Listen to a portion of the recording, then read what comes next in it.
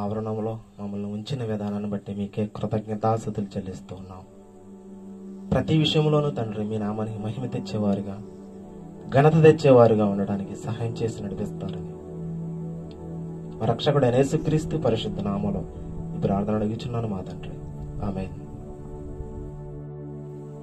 యోహాను గారు రాసిన మొదటి పత్రిక 1వ అధ్యాయము 9వ వచనం ఒకసారి మనం చూద్దాం. యోహాను గారు రాసిన మొదటి పత్రిక 1వ అధ్యాయము 9వ వచనం ఒకసారి చదవండి.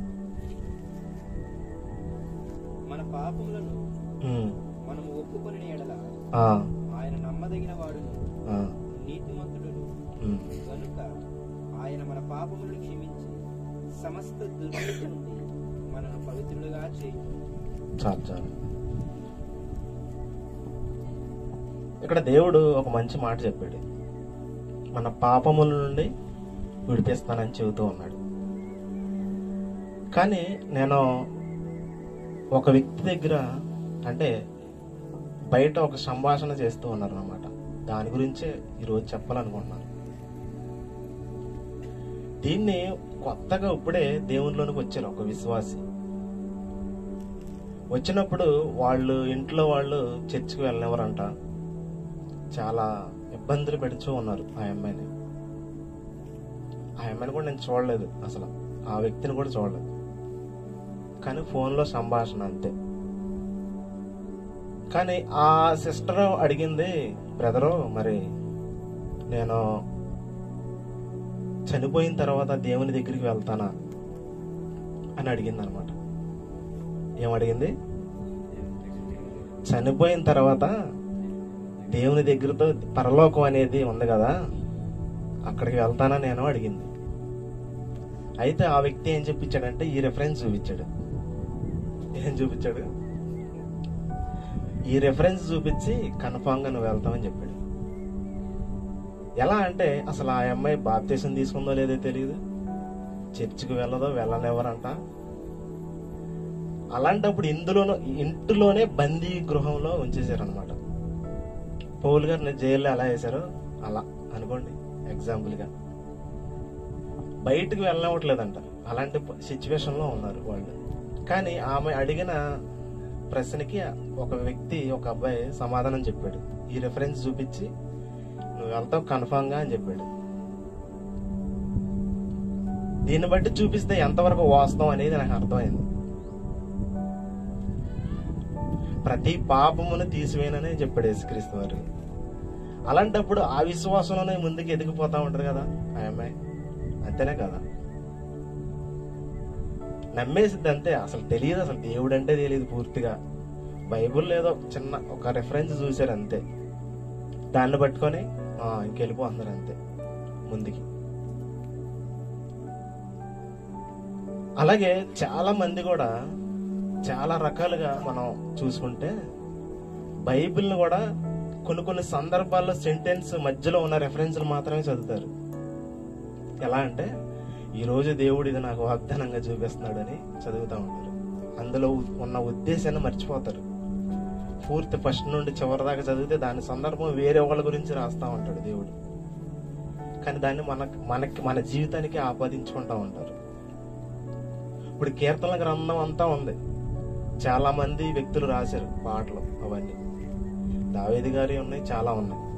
కానీ దావీదు గారికి సందర్భాన్ని కూడా మన జీవితాలకి ఆమోదించుకుంటా ఉంటారు చాలా మంది. కానీ దాన్ని అలా ఆమోదించుకోకూడదు అని నేను చెబుతున్నాను. ఎందుకంటే బైబిల్లో ఉన్న భక్తులు వాళ్ళ గురించి, వాళ్ళ జీవితాల గురించి దేవుడు రాయించాడు. వాళ్ళ జీవితాలు పెట్టాడు మనకి మారు మనసు కలగాలని, దాన్ని తెలుసుకోవాలని. సో ముందుకు వెళ్దాం.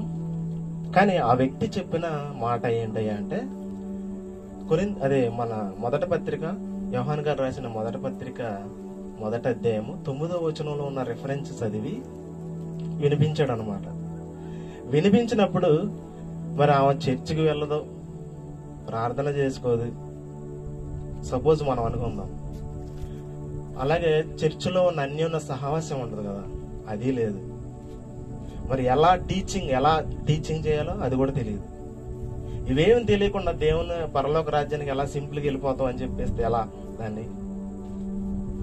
ఇప్పుడు మనమే ఎంతో తపన పడుతున్నాం దేవుని రాజ్యంలో అడుగు పెట్టాలంటే, ఎన్నో శ్రమలు పడుతున్నాం, అన్ని తెలుసున్న మనమే ఎన్నో బాధలు పడుతున్నాం, బయట ఎన్నో అవమానాలు ఎదుర్కొంటున్నాం.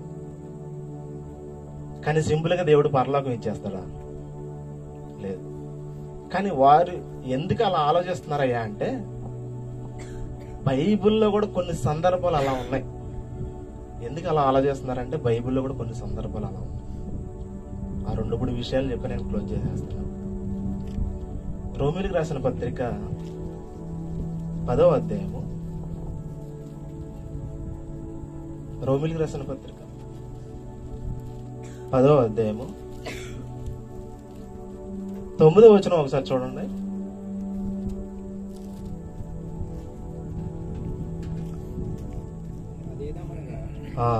యేసు ప్రభు అని నీ నోటితో ఒప్పుకొని దేవుడు మృతుల్లో నుండి ఆయనను లేపనని నీ హృదయమందు విశ్వసించిన యెడల నీవు రక్షింపబడతావు.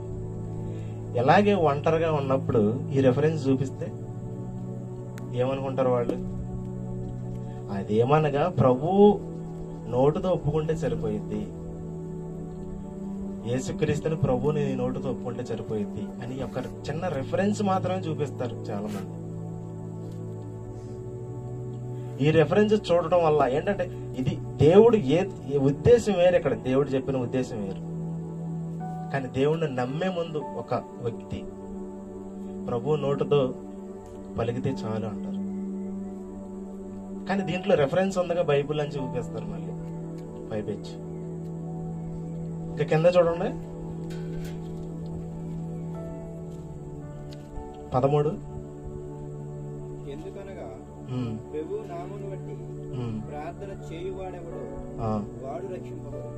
చాలు. ఇదొక రెఫరెన్స్ మళ్ళీ కింద ఏంటి? ప్రభువు నామమును బట్టి ప్రార్థన చేయుడు మాత్రమే రక్షణ పొందుతాడు. దీంట్లోనే ఎంత వ్యత్యాసం ఉందో చూసారా మీరు ఈ 2 రెఫరెన్స్ల్లో? ప్రార్థన చేసే వాళ్ళే రక్షించబడతారంటే మరి సువార్త ప్రకటించే వాళ్ళు దేవుని కోసం కష్టపడి అవమానాలు నొంది అంతం వరకు సహించిన వాళ్ళు, మరి వీళ్ళ పరిస్థితి ఏంటి? ఓన్లీ ఇంట్లో కూర్చొని సైలెంట్ గా ప్రార్థన చేస్తేనే సరిపోయిద్దా? అది మాత్రం చేస్తే సరిపోదు. అది మాత్రం చేస్తే సరిపోదు. కానీ ఇక్కడ వ్యక్తి ఎందుకు అలా మాట్లాడాడయ్యా అంటే, బాప్తిసం తీసుకోకపోయినా వెళ్ళిపోవచ్చు పరలోకం అన్న ఉద్దేశం మీద చెప్పాడు ఇక్కడ. ఈ రిఫరెన్స్ బేస్ చేసుకొని ప్రభు ఎలా అయితే నా హృదయం తెలుసుగా, ప్రభు ఎలాగైతే నా హృదయం తెలుసుగా, నేను మారానని తెలుసు కదా, నేను మారినప్పుడు నా హృదయం ఆయనకి తెలుసు కాబట్టి నేను అప్పటికప్పుడే రక్షణ పొందేశాను, అప్పటికప్పుడే దేవుణ్ణి ఒప్పుకున్నాను. యేసుక్రీస్తే సొంత రక్షకుడు, ఆయన నా పాపాలను తీసివేస్తున్నాడు అని నేను అప్పటికప్పుడే విశ్వసించాను. కానీ నన్ను పరలోకం చేర్చుకుంటాడు అని చాలా మంది సింపుల్ గా చెబుతూ ఉన్నారు. మరి దేవుడు పెట్టిన నియమాన్ని ఫాలో అవ్వట్లేదు మన బాప్తిసం అనేది. బాప్తిసం కూడా అవసరం లేదని చెబుతున్నాడు మళ్ళీ ఆ వ్యక్తి. బాప్తిసం కూడా అసలు దేవుడే డైరెక్ట్ గా దేవుడికి నాకే కదా మధ్యలో ఇంక ఇది ఎందుకు అంటున్నారు. దేవుడికి నాకే కదా, నా హృదయం అనేది దేవుడికి తెలుసు కదా. దేవుడికి తెలిసినప్పుడు నేను పాపాలు చేసినా ఏది చేసినా ప్రతిదాన్ని కూడా దేవుడు చూస్తున్నాడు కదా. ప్రతిదాన్ని చూసి ఆయనే కదా క్షమించేది. నా దోషారోపణ కూడా ఆయనే కదా, ఆయనకి కదా తెలిసేది అని వాళ్ళు ఇంట్లోనే ఉండి ప్రార్థనని దేవునికి ప్రత్యేకంగా చాలా మంది ఈ రోజుల్లో చాలా మంది వాక్యాలు అయితే వింటారు చాలా మంది, కానీ చర్చికి అయితే చాలా మంది రావట్లేదు. ఎందుకనయ్యా అంటే దేవుడు అంటే చాలా ఇష్టం. చాలా చాలా పెద్ద పెద్ద అగ్ర కుల నాయకులు అయితే బయటకు వస్తే వాళ్ళని ఎక్కడ ఇదిగా చూస్తారో తెలియదు. ఎందుకంటే దేవుడు అంటే చాలా ఇష్టం వాళ్ళకి, కానీ బయటకు వచ్చి చర్చికి రావాలంటేనే భయం వేస్తుంది. అంత పరిస్థితిగా దారుణంగా ఉంది ఈ రోజుల్లో. చూడండి, చాలా సందర్భాలు ఉన్నాయి, నేను ఆల్రెడీ చూశాను కూడా. ఒక పెద్ద వ్యక్తి చర్చికి వచ్చి కూర్చున్నాడు అనుకోండి, ఎలా ఉంటది? ప్రతి ఒక్కరు ఆయన ఇంకే చూస్తారా లేదా? అసలు ఎప్పుడు రాకుండా ఈ రోజు ఏంటి ప్రత్యేకంగా ఇతను వచ్చాడని చూస్తారు. కానీ దేవుడు నడిపించాడు అక్కడ దాకా. కానీ ఎంత సిగ్గుతో చనిపోవాలన్నమాట ఆ వ్యక్తి. అంటే నేను అలాంటి స్థితిలో ఉన్నవాడిని ఇక్కడ దాకా వచ్చానంటే, ఆ వ్యక్తి ఆల్రెడీ దేవుళ్ళలో నలిగిపోయి మారు మనసేది వచ్చిన తర్వాత అప్పుడు స్థితి మొత్తం అసలు నా స్థితి ఇది కాదని తెలుసుకున్నాక, అప్పుడు ఆ స్థితి ఏ స్థితి అనేది తెలుసుకున్నాక అప్పుడు వస్తాడు దేవుడి దగ్గరికి. అప్పుడు దాకా నరుని యొక్క ఆలోచనలోనే ఉండిపోతారు ప్రతి ఒక్కరు కూడా. కానీ రక్షణ అనేది చాలా సింపుల్ గా చూస్తూ ఉన్నారు చాలా మంది. రక్షణ అనేది చాలా చాలా సింపుల్ గా చూస్తూ ఉన్నారు. బాప్తిసం తీసుకుంటేనే రక్షణ వచ్చింది, అది అందరికి మనకు తెలిసిందే. కానీ బాప్తిసం లేకుండా కూడా రక్షణ వస్తుంది అని ఈ రెఫరెన్స్ చూపిస్తూ ఉన్నారు చాలా మంది.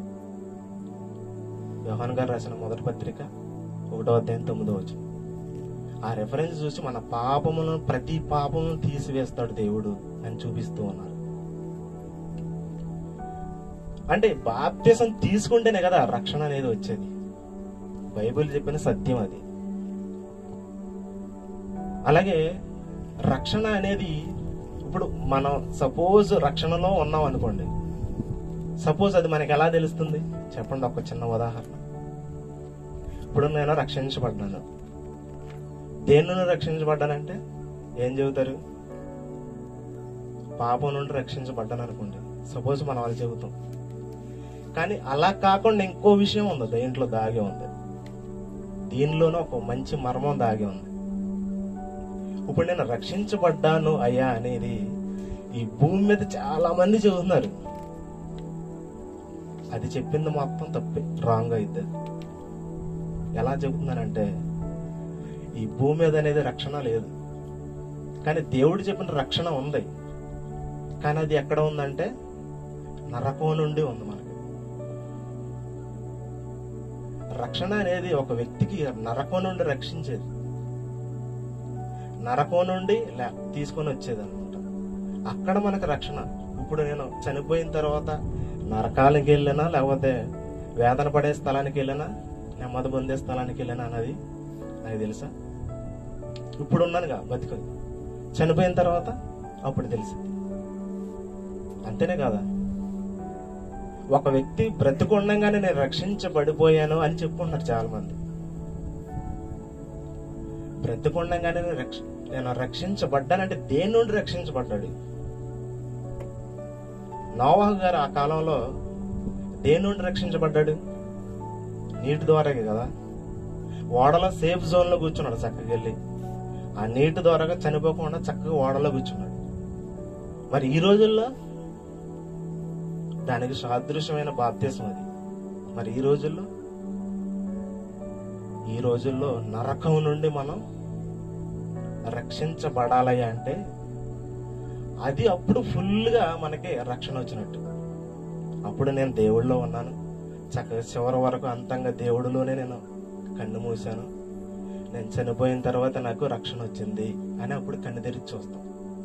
అప్పుడు అబ్రహాం గారిని రొమ్మున అనుకుంటామా? ధనవంతుని దగ్గరికి, అదే ధనవంతుడు అన్నారు కదా, ఆయన దగ్గరికి వెళ్ళి కూర్చుంటామో మనకు తెలియదు. అప్పుడు మనకు తెలిసింది, చనిపోయిన తర్వాతే తెలిసింది ఏ వ్యక్తికైనా. అప్పుడు దాకా మనం ఎన్ని చేసినా కానీ తెలియదు. అప్పటికప్పుడే మారిపోవచ్చు, అప్పటికప్పుడే చేంజ్ అయిపోవచ్చు జీవితాలు. సిలువ మీద ఉన్న దొంగ అప్పుడు దాకా తప్పులు చేశాడు, చేసి చేసి చేసి చేసి చివరికే ఏమయ్యాడు? జస్ట్ మిస్టేక్ అనమాట. జస్ట్ ఎన్ని దొంగతనాలు చేశాడు, ఏం చేశాడు కూడా తెలియదు మనకు. చివరి క్షణాల్లో వచ్చేసాడు రక్షణలో. అలా ఉంటది ఇప్పుడు ఈ రోజుల్లో కూడా. అందుకే అంతం వరకు సహించిన వాడే రక్షింపబడతాడని యేసుక్రీస్తు వారు చెబుతూ ఉన్నాడు. అంతం వరకు సహించాల్సింది ఈ భూమి మీద. ఒక చిన్న రెఫరెన్స్ చూపించి క్లోజ్ చేసేస్తాను.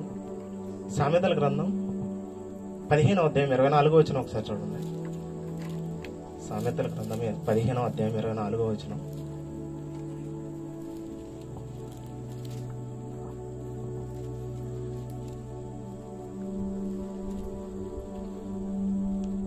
క్రిందనున్న ఆ, పాతాలను తప్పించుకొనవలెనని బుద్ధిమంతుడు ఆ, పరమునకు పోవు జీవమార్గమును నడుచుకొనును. పరమునకు పోవు జీవ మార్గమును నడుచుకున్నాను. బుద్ధిమంతుడు ఏం చేస్తున్నాడు?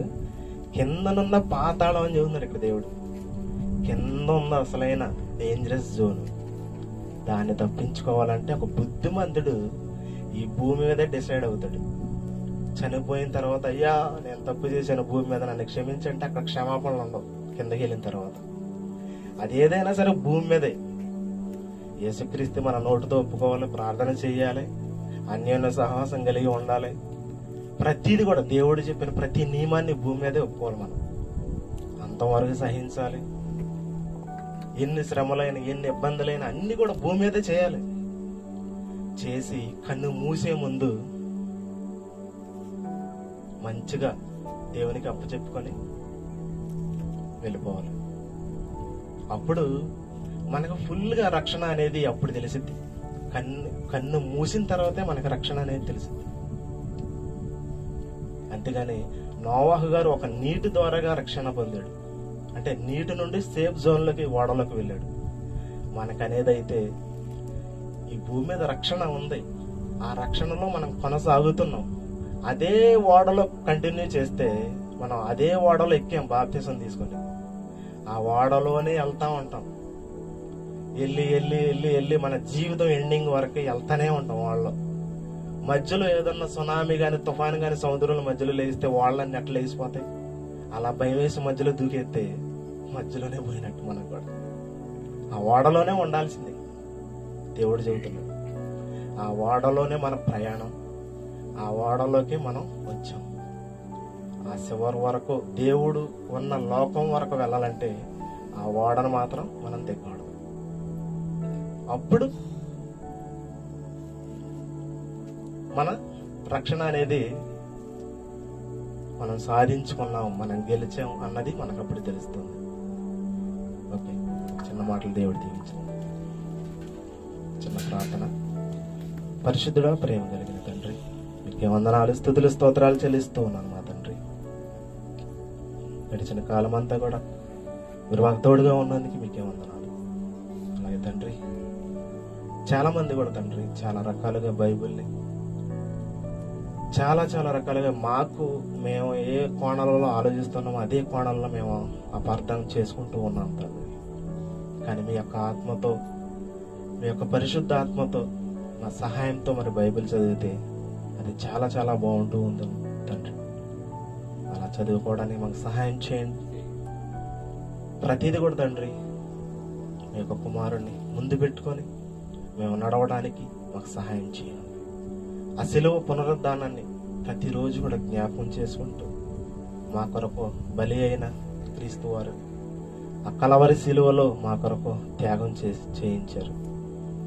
ఇందుని బట్టి మాకు ఒక మంచి గొప్ప రక్షణని, మాకు సర్వలోకానికి మంచి రక్షణను అనుగ్రహించారు తండ్రి. ఇందుని బట్టి లెక్కలేని స్తుతులు, స్తోత్రాలు చెల్లిస్తూ ఉన్నాం తండ్రి. అలాగే తండ్రి, ప్రతి విషయంలో, ప్రతి కార్యక్రమాలలోనూ తండ్రి మీ యొక్క ఉద్దేశాన్ని, అలాగే సిలువు పునరుద్ధానాన్ని జ్ఞాపకం చేసుకుంటూ మేము ముందడుగు వేయడానికి మాకు సహాయం చేయండి.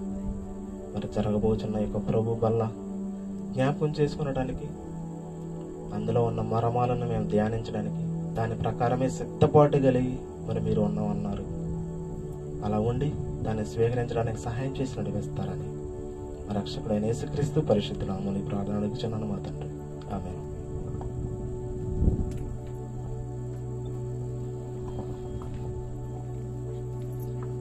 అందరం కూడా ఈ సమయంలో బలుల చేతులు వెళ్దాం. దయచేసి తప్పు అనుకోమాకండి, కొంచెము వర్కులు జరుగుతున్నాయి, అందుకే కింద కూర్చోబెట్టట్లేదు. సరేనా? ఒక 2-3 వారాలు అయిపోతే చక్కగా మనకి ఏర్పాటు అయితే చక్కగా మోకాళ్ళు వేసి చక్కగా బలను తీసుకుందాం. ఒక క్రమంలోనే అన్ని చేసుకుందాం. అయితే ప్రతి నెల 3వ వారం మనకి ఇక్కడ బల జరుగుతుంది. ప్రతి నెల 3వ ఆదివారం. అది అందరూ కూడా జ్ఞాపకం పెట్టుకొని సిద్ధపడి రావాలని ప్రేమపూర్వకంగా కోరుకుంటున్నాను. ఉండే కొలది మనకి ఒక చక్కగా కింద కూడా రెడీ అయిపోతే, లేకపోతే ఎక్కడైనా కొంచెం నీట్గా చేసుకొని ప్రతిదీ కూడా సిద్ధపాటుతో చేసుకుందాం. ప్రతిదీ కూడా చక్కగా చేసుకుందాం. ఏదేమైనప్పటికీ ప్రభు బలలో చేతులు వేసే ముందుగా మనందరము కూడా అందరం కొరింథీయులకు రాసిన మొదటి పత్రిక ఒకసారి అందరూ కూడా బైబిల్ తీసి, లేకపోతే బైబిల్ మూసేసిన